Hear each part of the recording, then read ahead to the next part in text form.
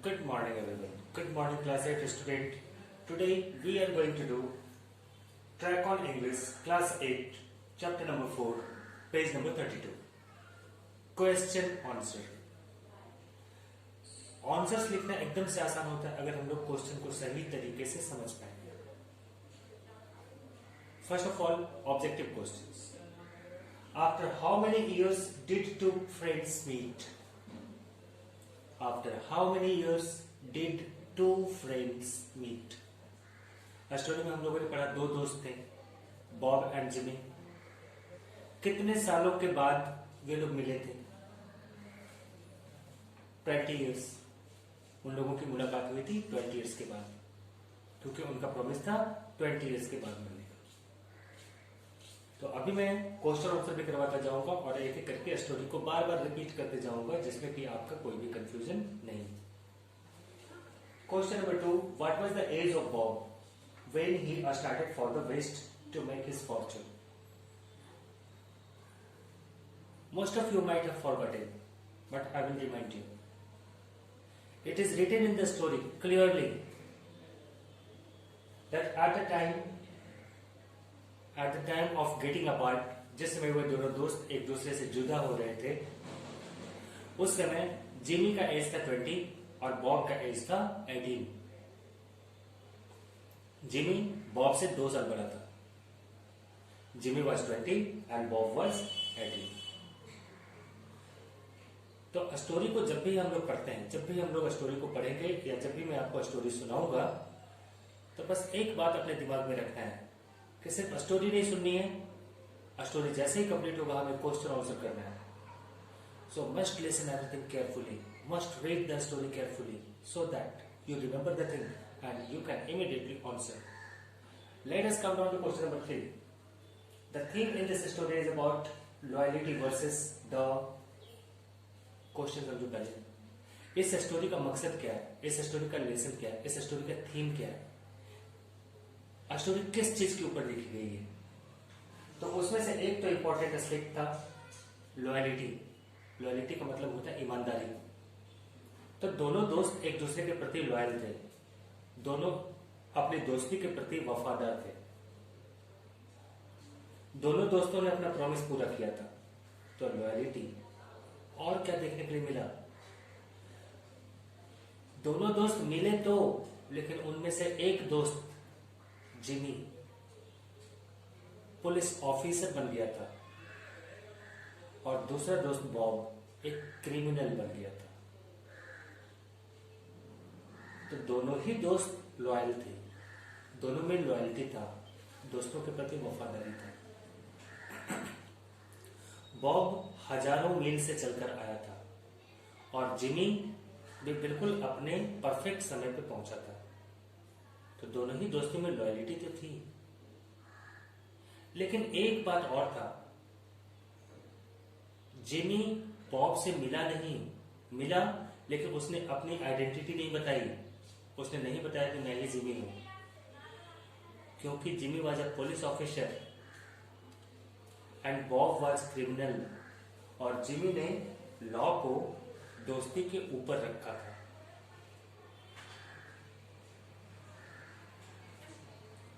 तो इस वाले स्टोरी में टकराव था किसके किसके बीच में? लॉयलिटी के बीच में, दोस्ती के बीच में और कानून के बीच में. लॉ के बारे में, लॉ से दोस्ती का टकराव था लॉ के साथ. Loyalty versus law. तो स्टोरी के इन डेप्थ मीनिंग को भी हम लोग समझने की कोशिश करेंगे. क्वेश्चन आंसर इसलिए होते हैं कि स्टोरी को सुनते हुए जो बातें छूट जाएं उन्हें हम अच्छे से डिस्कस करके और स्टोरी के हार्ट तक पहुंच सकें, उसके मीनिंग तक पहुंच सकें. Now students, question number 2. Question number 2 of the same chapter. Right whether the given statements are true और फॉल्स. ये जो स्टेटमेंट मीन्स नीचे 4 सेंटेंसेस लिखे हुए हैं, उनके बारे में आपको जस्टिफाई करना है, उसके बारे में आपको बताना है दे आर ट्रू और false. The first statement, the policeman on the beat moved up the avenue. वो जो पुलिसमैन था अपने पेट्रोलिंग पे, बीट मीन्स पेट्रोलिंग, वो जो पुलिसमैन अपनी गश्त पे था, पेट्रोलिंग पे था, वो एवेन्यू में आगे आगे बढ़ रहा था, आगे की तरफ बढ़ रहा था। This is true. हम लोगों ने स्टोरी में पढ़ा था, पुलिसमैन सावधानी से पेट्रोलिंग करते हुए स्टेप बाय स्टेप एवेन्यू में आगे बढ़ रहा था। तो question number 1 true, it is definitely true, क्योंकि यह स्टेटमेंट क्या है, करेक्ट है। Bob was waiting for his friend Jimmy, statement number 2, उस एवेन्यू में Bob was waiting for his friend Jimmy, Bob अपने दोस्त जिमी का इंतजार कर रहा था। यह भी सही है, क्योंकि उस स्ट्रीट में आगे बढ़ने पे पुलिसमैन ने बॉब को देखा था और बॉब क्या कर रहा था, अपने फ्रेंड जिमी का इंतजार कर रहा था। So the second sentence also becomes true. Bob came 1,000 miles to stand by this door tonight. Question number 3 का फटाफट रिप्लाई कमेंट बॉक्स में डालिए। Bob came 1,000 miles to stand by this door tonight. मैं अभी आंसर बताऊंगा, लेकिन पहले आप कमेंट पोस्ट कीजिए। चलिए ठीक है, मैं आपको इसका राइट आंसर बताता हूं। क्या लगता है, ट्रू है कि फॉल्स है? फॉल्स है। क्यों? क्योंकि बॉब हजारों मील से चलकर सिर्फ उस दरवाजे के पास खड़े होने के लिए नहीं आया था, वो अपने दोस्त जिमी से मिलने के लिए आया था, इसलिए वहां पे खड़ा था। उसका आने का मकसद उस दरवाजे के पास खड़ा होना बिल्कुल नहीं था। सो Bob came 1,000 miles not to stand by this door but to meet his friend. यहाँ पे लिखा हुआ सिर्फ दरवाजे के पास खड़ा होने के लिए आया था, गलत है, false. Jimmy went directly to the waiting man, Jimmy सीधा उस वेटिंग मैन के पास गया। कौन था वेटिंग मैन? वेटिंग मैन था बॉब। तो वो जो बॉब इंतजार कर रहा था, इंतजार करते हुए आदमी के पास जिमी डायरेक्टली नहीं पहुंचा था, वो तो पेट्रोलिंग करते हुए आगे बढ़ रहा था। हम लोग कहते डायरेक्टली उस वेटिंग मैन के पास गया था, तब कहते जब वो रास्ते में तेजी से चलता हुआ सीधे बॉब के पास रुकता। लेकिन जिमी क्या कर रहा था, वो पेट्रोलिंग करते हुए पूरे स्ट्रीट को गौर से ऑब्जर्व करते हुए आगे बढ़ रहा था। बहुत ही इंप्रेसिव तरीके से अपने ड्यूटी पे मुस्तैद सतर्कता के साथ आगे बढ़ रहा था। So Jimmy did not go to Bob directly. So number 4 is also false. Good morning everyone, good morning class 8 student. Today we are going to do track on English class 8 chapter number 4 page number 32 question answer. Answers लिखना एकदम से आसान होता है अगर हम लोग question को सही तरीके से समझ पाए। First of all, objective questions. After how many years did two friends meet? After how many years did two friends meet? Story में हम लोगों ने पढ़ा, दो दोस्त थे, बॉब एंड जिमी। कितने सालों के बाद वे लोग मिले थे? 20 years। उन लोगों की मुलाकात हुई थी 20 years के बाद, क्योंकि उनका प्रॉमिस था 20 years के बाद मिलने। तो अभी मैं क्वेश्चन आंसर भी करवाता जाऊंगा और एक एक करके स्टोरी को बार बार रिपीट करते जाऊंगा, जिसमें कि आपका कोई भी कंफ्यूजन नहीं। Question number 2, what was the age of Bob when he started for the west to make his fortune? Most of you might have forgotten, but I will remind you. It is written in the story clearly that at the time of getting apart, जिस समय वे दोनों दोस्त एक दूसरे से जुदा हो रहे थे, उस समय जिमी का एज था 20 और बॉब का एज था 18। जिमी बॉब से 2 साल बड़ा था। Jimmy was 20 and Bob was 18।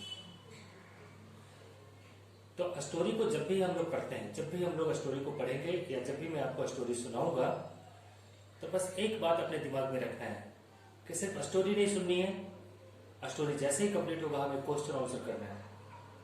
So must listen everything carefully, must read the story carefully so that you remember the thing and you can immediately answer.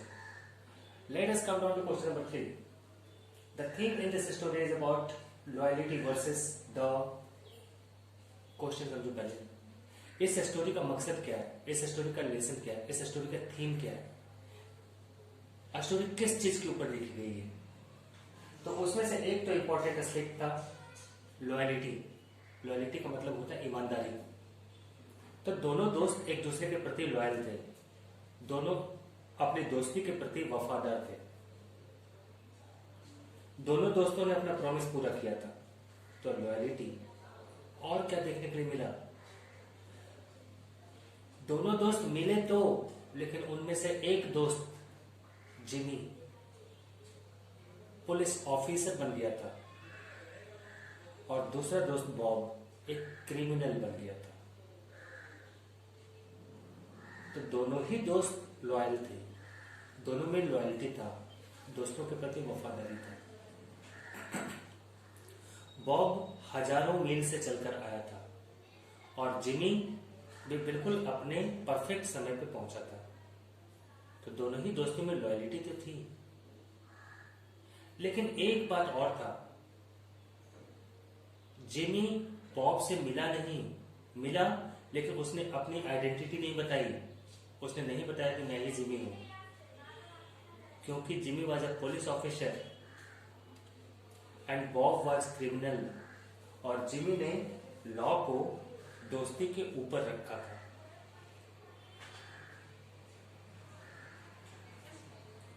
तो इस वाले स्टोरी में टकराव था किसके किसके बीच में, लॉयलिटी के बीच में, दोस्ती के बीच में और कानून के बीच में, लॉ के बारे में. लॉ से दोस्ती का टकराव था लॉ के साथ, लॉयलिटी वर्सेस लॉ. तो स्टोरी के इन डेप्थ मीनिंग को भी हम लोग समझने की कोशिश करेंगे.